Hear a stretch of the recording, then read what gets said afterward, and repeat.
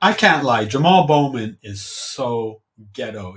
He's kind of like the male version of Crotchet, Jasmine Crotchet.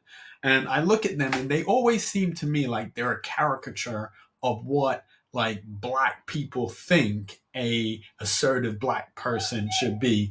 And when I listen to him, it is kind of embarrassment. He's done really well for himself. I can't knock that. He's a principal. He also was a congressman, but he got voted out after 2 terms. But just hearing him, he sounds like one of those guys who, as a principal, he thinks that talking like his students is going to make him seem like he's more real. If the Democratic Party is smart, and I'm speaking specifically Hakeem Jeffries, Greg Meeks, Jim Clyburn, Barack Obama, Kamala Harris, Biden, all the establishment leaders, they would get 100% behind Zoran for the general, and they would do it this week to set the tone, because they're not going to beat MAGA trying to do old establishment shit like they've been doing the last couple of years. That's not going to work. That's exactly what I'm talking about. Why does he have to curse? Like that whole thing, I'm keeping it real, I'm going to say son and all that stuff. It's uncalled for. It's not professional. And these two ladies that are here are looking at that. And because he's a black man, they're not going to be able to challenge anything he says. Anything he says, they're going to have to align with, because guess what? If they challenge anything that he says, he's going to say that they're challenging him because he's a black man. It's just like when they have black women on any panel and they don't have either a black conservative to go against them or a black male or female conservative to go against them. They just run rampant over everybody because they know the moment they're challenged, they're going to say that they're being challenged because they're a black woman. And so they better understand.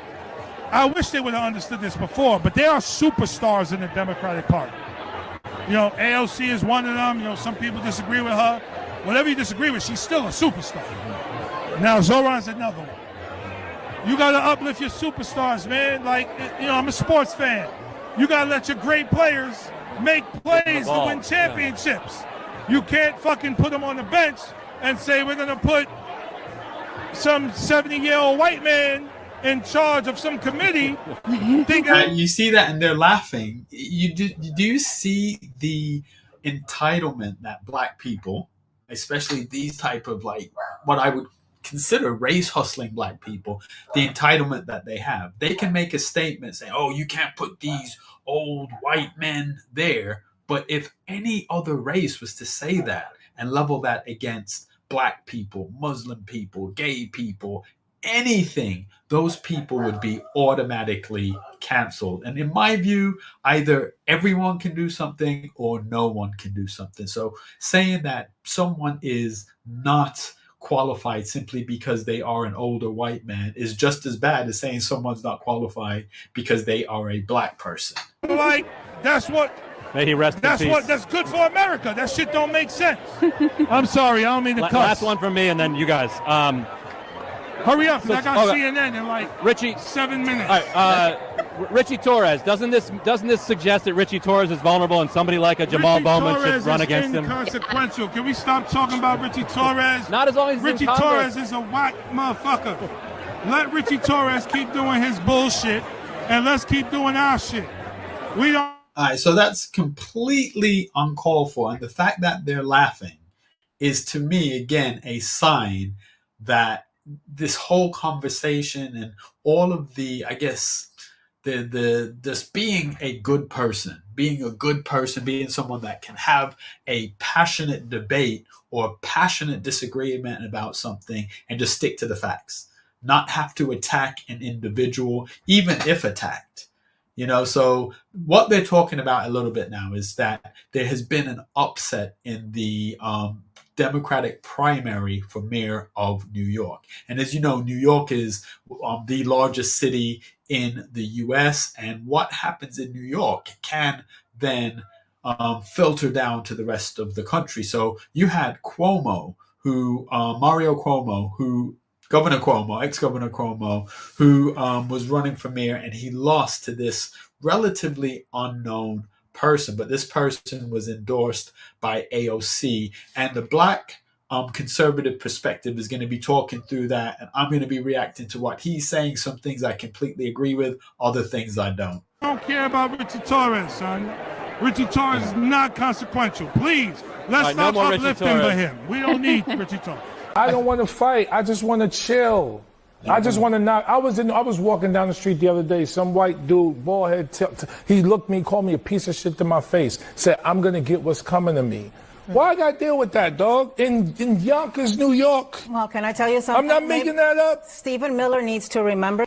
All right, guys. So we got to talk about a hilarious segment on CNN featuring Jamaal Bowman, who is a disgraced Democrat member of Congress, who is going to explain to us why he's so oppressed as a black man in America, okay, in a discussion about Zohran Mamdani and some of the mean things that people are saying to him online, okay, that apparently CNN does not like, okay? So I want to talk about this segment because I find this segment to be pretty hilarious. So without further ado, let's get into it. Just some of this. Listen.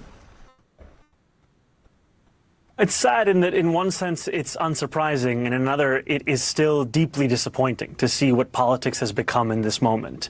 To have to deal with regular death threats where I'm told that someone is going to blow up my car and is going to kill me and my family and the people that I love. Now, Zohran Mamdani, he is the person that did the upset. Now, keep in mind, he is not some regular dude. He's not some blue-collar person that has worked his way up. He's not an immigrant that came here and had to fight to get to where he is. He's a Harvard-educated individual. His parents are wealthy. So this working class type of facade that he's putting on is not real. Now, I commend him for the hard work he must have done to go to Harvard, and I commend him for what he's been able to achieve. But I completely disagree with most of his views on what he wants to do in New York. As someone who grew up in the Bronx, like some of the stuff that I'm hearing that he wants to do, like rent control and city-run grocery stores and things like that, they sound great on the surface, but as you unpack them, they're not good for anybody. And when you look at the statistics for the people that voted for him, the working class people did not vote for him. It's the people that are wealthy and the people that are educated that voted for him, the people that won't be as quickly impacted by some of the stuff that he's saying. But in this clip, what he's talking about is receiving death threats. Now, I don't condone that. Every death threat to a degree should be taken seriously, but it's one of those things that can be thrown out by anybody. So I can come on here and say, oh, because of my view, I get death threats. And people say because you're a bald-headed guy with glasses and you're black, that we're going to come and do various things to you. Like, it's one of those things that gets said. Yes, as an individual, you want to take it seriously. You want to make sure that your family is safe. But equally, the thing that they're going to go after him for, and these are people quite often, keyboard warriors, the thing that they're going to say is the most aggravating thing or the most obvious thing. So they will say something about his race. They will say something about his religion, because those are the easy things to say. Again, I don't condone that type of thing, and I'm not saying it shouldn't be taken seriously. But when we have the conversation and the whole angle is, well, because of my views, I'm being attacked, and therefore you can't say anything to me, it's just not a good place to be. I mean, frankly, it's like, okay, you disagree with his policies, Why is it that the number one line of attack against him on the right is that he's Muslim? I don't know if that is. First and foremost, I want to say this. Don't you guys find it so fascinating how when a Republican or a conservative or somebody on the right or a Trump supporter experiences threats of violence and we see actual violence occur as a result, you never have these segments on CNN where they're basically trying to pretend as if the person is a victim, right? You don't have these victimhood sessions, right? Like, for example, with Elon Musk, they've never talked about Elon Musk as a victim when his Teslas were being attacked, right? When Republicans routinely receive death threats, receive hate messages, right? That happens all the time. You never see segments about, well, is this wrong? Why is That's a really good point. And one of the things that I'm going to try to avoid doing is talking about Democrats and Republicans or left and right, because I think grouping people that way is probably not the most effective way of doing things. But the point being, when people were burning down Tesla dealerships and actually attacking just innocent people who happened to be driving Teslas, the media looked at it completely differently. They actually almost condoned it, saying, well, these are people that don't agree with what Elon Musk is doing, and therefore they're just speaking out. And after all, these are only things. It's only material things. And therefore, if you're burning down a Tesla dealership, oh well. But when someone on the other side, or someone that they disagree with, let's put it that way, someone that they disagree with their views says a thing, then all of a sudden they change their viewpoint. And this is the bit that we need to stop doing. We need to get into a position where we have principled stands, where we call balls and strikes. If our guy does something good, then we applaud them. If our guy does something bad, then we call them out on that. And if the other team does something good, we applaud them. If the other team does something bad, we call them out on it. But we're consistent in our viewpoint. this person being attacked, right? Also, on top of that, the main attack against Zohran Mamdani is not that he's Muslim, right? The main attack against him is that he's a socialist. What I find fascinating about him being a Muslim is that it basically shows how the ideology of Marxism and socialism is actually more important to Zohran Mamdani than his religion, right? And the reason why Ding, ding, ding, ding, ding, as the black conservative perspective would say. So he is a Muslim. And if he is a practicing Muslim, then his view on a lot of the LGBTQ positions would be completely different. If he were to go to a Muslim-run country, he would not be able to say or endorse a lot of the things that he's saying and endorsing. So this means he's, on the one hand, trying to shield himself by saying, I'm a Muslim, I stand for this faith, that if you then attack him, he can say, I'm being attacked because I'm a Muslim, whilst also advocating for things that, by any stretch of the imagination, go against the core belief of Islam. And as someone who lives in London and has seen the impacts of a high saturation of people with very fundamental Muslim beliefs, people in New York need to be aware. And I also find it shocking that AOC, she backed him, and she's trying to get the Hispanic and Black community behind him. And a lot of the things that he's doing, I don't see how it's not obvious that opening city-run grocery stores would impact the Hispanic people and other people, but the bodegas.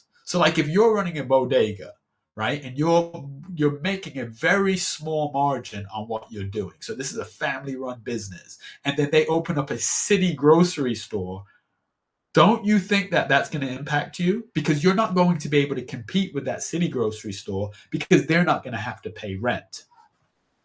Say that is because he's a Muslim that supports LGBTQ, right? He's very pro LGBTQ, which means that, again, his Marxist ideology is what really drives him more so than his religion. Okay, so the main, I guess, attack or criticism of Zohran Mamdani really comes from his socialist, his Marxist ideology, not necessarily his religion. Okay, at least as far as I'm concerned. Okay.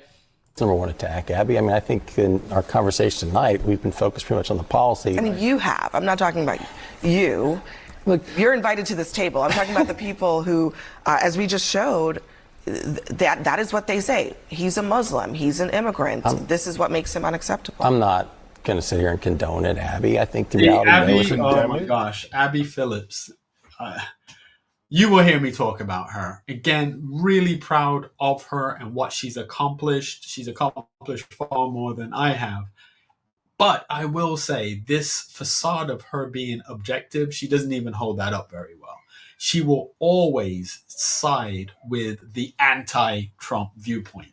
I'm not even going to say always side with the Democrats or always side with the liberals. I'm going to say she's always going to side with the anti-Trump position. Now, I make it a point to never always side with anyone because there's no one that is going to 100% align with everything that I think. Now, one of the reasons why it just makes sense for me to react to a Black conservative perspective is because we just have so many similar views, but then there's so many things that I completely disagree with either his position or his context of it. But this is kind of my way to give him his props, but also have a conversation that is maybe adds a different layer of nuance. Yeah, sure. But I think there's performative artists on both sides, in both sides of politics today.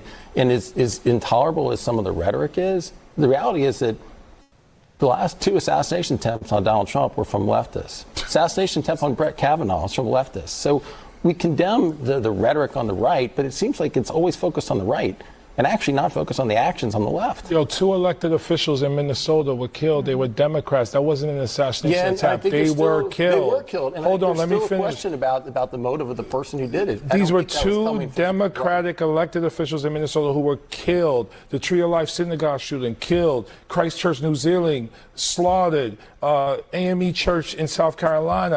On and on and on. Catholic, this is America. Catholic pro-life ministries bombed. We are not dealing Catholic with America's original sin and its disease of hate and racism towards Black and brown people and sexism towards women and anti-LGBTQ sentiment. Okay, there you go. You have the holy trinity of this side or this train of thought. So sexist, racist, homophobic.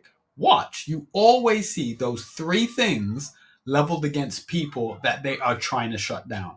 Because all 3 of those things are almost impossible to defend. So if you say someone is racist, then they're not Black, because really only other people than Black people can be racist.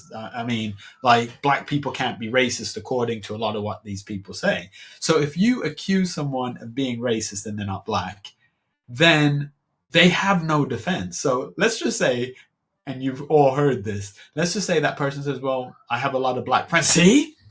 See, that's what you have, a lot of Black friends. So you're doing that. I'm married to a Black person. Well, you just married that person that you could say that you have a lot of Black friends and you're married to a Black person. So that's the racist. Sexist. If someone accuses you of being sexist because you have a viewpoint, maybe a more traditional viewpoint, yes, they have a right to disagree with you. But the moment they call you a sexist, there's no way that you can defend yourself. Homophobic, same thing. The moment you're accused of it, unless you are in lockstep 100% with their view and their worldview and exactly how they think you should phrase and believe things, then there's no way of defending yourself against it. And one of the things that I don't like about Jamaal Bowman, as I said, first of all, he's just super ghetto.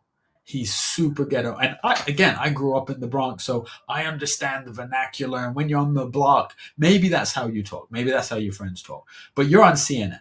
And also, I'm not then saying you have to be fake, but I do think quite often him and Jasmine Crockett and even AOC, they code switch and they do this thing to kind of amplify that street vernacular to come across as more authentic. But to me, it's not a good thing. It's not a good thing. It doesn't make you look like someone who can engage in a conversation and have a conversation with people in a meaningful way that is also in good faith. Because that's the other thing. Let's have some good faith conversations. He's about to blame everything that happens to Black people on other people. So we have no agency.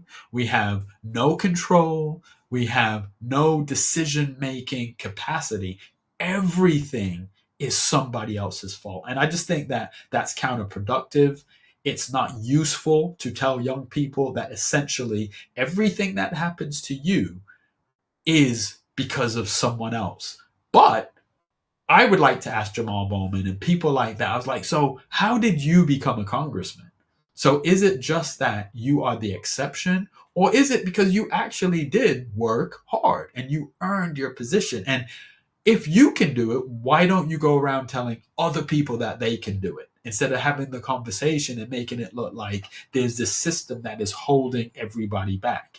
Two things can be true at the same time. There can be things that will limit or make it more difficult for people to achieve things, whilst saying that you can overcome those things. Maybe you just have to be a little bit more resilient. And maybe you need to just stop focusing on the negative or the perceived barriers that are there or maybe aren't there.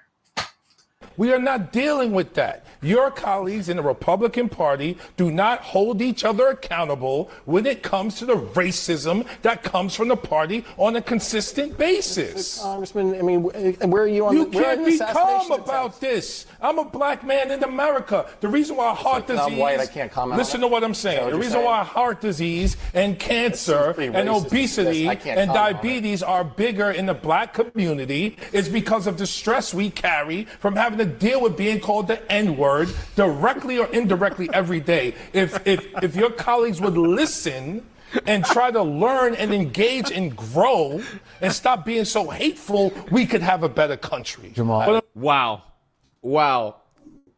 Wow. I'm dumbfounded right now. I'm dumbfounded. Do you guys understand what this dude just said on national television?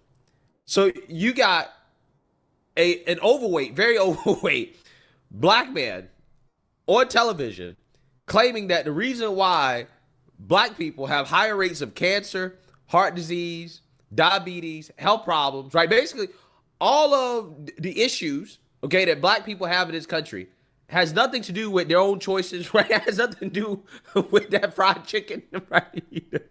Eating that fried chicken, okay? Eating too much sugar, okay? Putting too much fat in our foods, right? Even our greens, okay? It doesn't have anything to do with that. It's racism. It's the white man, right? It's the white man. It's because of all the stress of being called an N-word directly and indirectly every single day. Now, again, the funny part about this, right, is being a black man in America myself, right, which I love, by the way. I love being a black man in America. It's amazing. I don't get called an N-word on a daily basis. And not as an adult. Now, when I did get called an N-word almost a daily basis, is actually when I was younger, okay, when I was in school. And guess what I was being called an N-word by? It wasn't the white persons or the white kids in school. It was the black kids. That's the irony, right?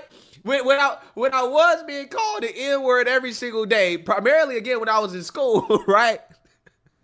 It was because of black kids calling me the N-word, right? With an A. So, again. All right, so I'm going to close out on this because this whole conversation about the N-word, the word that should not be said, I view it like this. Either everyone can use the word or no one can use the word. Because if we're going to say that only black people can use the N-word, then we first have to define what is black. And I've asked this question of so many people. What is black? Is black what you see? Is it your culture? Is it the fact that you have two black parents? So if someone has one black parent and the other parent is not black, they can only use the N-word half the time or they can never use it. Is it the perceived race of someone? Because you can look at some people and not know that they're fully black. So let's just say it like this. If you then say only people that have at least one black parent can use the N-word, and you look at someone and they're using the N-word, which I just think it's a silly word to use anyway, and you look at them and you cannot detect that they have one black parent, then you're offended. But then if they talk through their genealogy and they explain to you, well, yeah, my dad is black or my mom is black, then all of a sudden they have permission to use that word. I'm not offended by it, right? Like, I grew up hearing it, and as George said, my friends used to call each other that and call me that. It's just something I never use because I just kind of felt like it's just a dumb word to use. But the premise of, the N-word being that word that no one can use, or at least white people cannot use, but yet we use it in all of our rap songs. That's not true. We use it in a lot of our rap songs. Some rappers just completely don't use it. But I just think it's designed to be a landmine. The use or the permission for people to use the N-word is completely designed to be a landmine. That's why the easy solution is either everybody can use it or nobody can use it. So that's just what I think. And that's my reaction to the Black conservative perspective. Lots of props to him. He does a lot of hard work. Make sure that you check out his original video where I don't keep talking over it and you can hear what he has to say.